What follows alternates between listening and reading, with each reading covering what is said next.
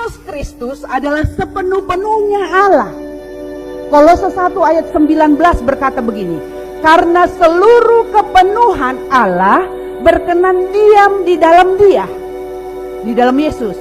Kolose 2 ayat 9, sebab dalam Dialah berdiam secara jasmania seluruh kepenuhan kealahan.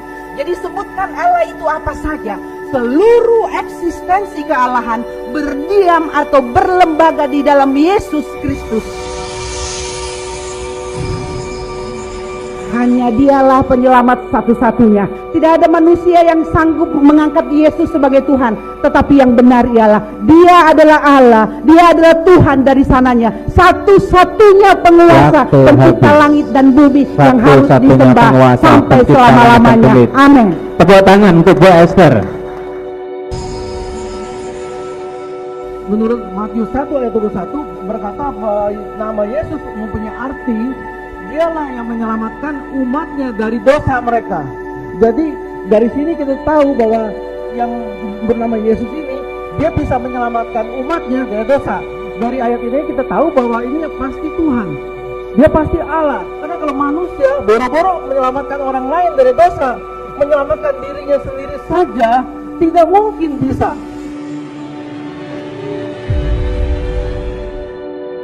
Yesus sangat takut kepada malaikat. Maka seorang malaikat dari langit menampakkan diri kepadanya untuk memberikan kekuatan kepadanya. Ia sangat ketakutan dan makin bersungguh-sungguh berdoa. Telunya menjadi seperti titik-titik darah yang bertetesan ke tanah. Kalau Yesus itu Tuhan, kenapa Tuhan mendapat kekuatan dari malaikat? Terbalik. Kenapa Tuhan ketakutan sama malaikat? Saking takutnya dia berdoa sampai keluar seperti keringat darah, menunjukkan orang yang amat sangat takut. Nah, pada saat itu kalau Yesus itu Tuhan dan Yesus satu, Tuhannya pada saat itu kemana? Ketika didatangi malaikat, Tuhannya kemana? Oh, ada malaikat, lo aja yang hadapi gua pergi. Apa gitu? Jangan main akal-akalan. Saudara-saudaraku ini tidak mengerti, makanya mereka tersesat dan murtad. Karena apa? Mereka tidak mengerti yang namanya dikotomi Yesus. Alkitab harus dipandang, dimengerti dengan cara Alkitab sendiri, bukan dengan cara kitab suci lain memandang. Jelas tidak kena, karena Alkitab punya cara pandangnya sendiri. Saya sesalkan saudara saya ahli bahasa Ibrani, Yunani, tapi tersesat karena apa? Menjadikan Yesus objek penelitian. Saya memang mengerti pola. Saya punya layar dan brur ini dalam memahami Alkitab. Mereka mencopot-copot ayat yang bicara tentang dikotomi Yesus sebagai manusia saja. Ya, mereka tidak mau pakai ayat-ayat yang ratusan jumlahnya di Alkitab tentang Yesus adalah Tuhan, Yesus adalah Allah. Hari ini saya bisa bukakan kepada saudara ratusan ayat untuk menunjukkan bahwa Yesus Tuhan, Yesus Allah. Sayangnya kalau saudara sebelum ini murtad, tahu bahwa ayat-ayat itu ada, saya yakin saudara tidak akan murtad. Mudah-mudahan setelah dengar ayat ini saudara kembali mengikuti pengakuan iman dalam Kristus.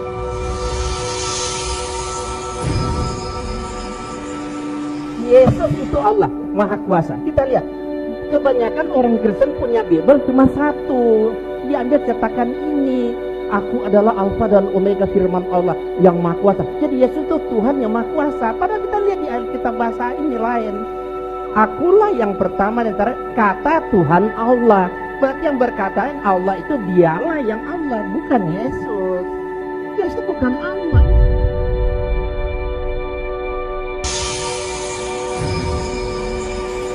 Mau selamat? Ikut Yesus. Jangan ikut pendapat Paulus. Paulus itu tidak pernah kenal Yesus, bukan murid Yesus, mantan penjahat, pembohong, pembunuh. Jelas sekali banyak pengakuan Paulus. Apakah Matius, Markus, Lukas, Yohanes murid Yesus? Tidak, cuma Yohanes. Matius, Markus, Lukas bukan murid Yesus. Yang murid Yesus Matius menyukai. Matius 9 ayat 9 sampai 10. Markus dan Lukas tidak, bukan murid Yesus. Tidak pernah kenal dengan Yesus. Katanya sekarang di sini, ada nggak orang Kristen mau mengakui ini dan mau bersyahadat saat ini? Angkat tangan, ada nggak?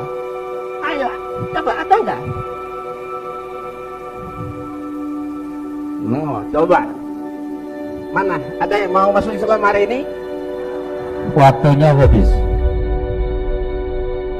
Ya, nama saya Majidullah. Saya ingin mempertanyakan kepada para moderator. Menanyakan bukan mempertanyakan, ya. Menanyakan ya. Ya. Yang kami pahami dalam Islam itu, jika kita menolak Al-Quran, maka Allah memberikan tantangannya untuk membuktikan kalau Al-Quran salah. Nah, saya menolak ketuhanan Yesus. Bagaimana Yesus menantang saya untuk membuktikan kalau dia Tuhan? Kalau menolak Al-Quran ada sanksinya. Apakah Anda pikir menolak Yesus nggak ada sanksinya? Sanksinya mampus. Yohanes 8 ayat 24, kalau engkau tidak percaya bahwa akulah dia, engkau akan mati dalam dosamu. Mati dalam dosa itu binasa untuk selama-lamanya. Yesus berkata lagi, kalau kau tidak percaya akan apa yang kau sampaikan, tidak percaya bahwa akulah Mesias, anak Allah yang hidup, maka firmankulah yang menjadi hakimmu. Jadi Alkitab, seluruh kesaksian Alkitab, perjanjian lama dan perjanjian baru, itulah hakim. Siapa yang menolak Alkitab, ya, apalagi mau menggantikan Alkitab yang mengatakan bahwa Alkitab ini dipalsukan, pertanyaan saya, mana aslinya? Halo, kalau Alkitab katanya sudah dipalsukan, tunjukkan aslinya dong. Tapi saya setuju, Alkitab sudah dipalsukan. Saya tahu yang palsunya itu apa? Adalah kitab yang tidak mengaku bahwa Yesus datang sebagai manusia, dia yang adalah Allah yang datang sebagai juru selamat, dan yang tidak mau mengaku, itu palsunya.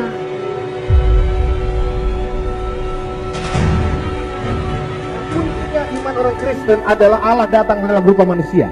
Bila Yesus adalah Allah yang jadi manusia, maka kita mengharapkan dia untuk satu, turun ke dunia dengan cara yang luar biasa. Kelahirannya orang tahu caranya luar biasa, sudah dinubuatkan, dia lahir dari seorang perawan, lalu tidak berdosa.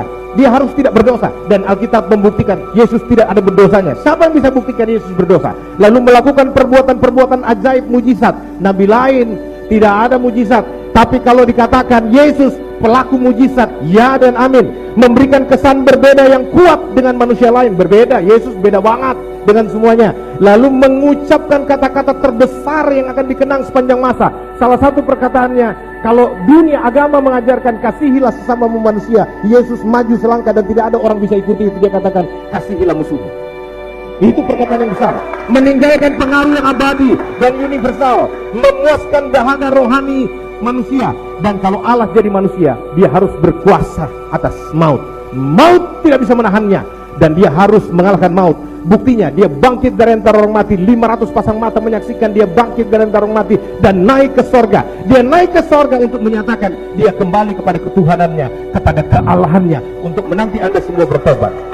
Dia menyediakan tempat bagi kita yang percaya kepadanya, supaya kalau Anda percaya, digaransi pasti selamat. Hanya iman Kristen di muka bumi ini yang menggaransi keselamatan orang yang percaya kepada Yesus.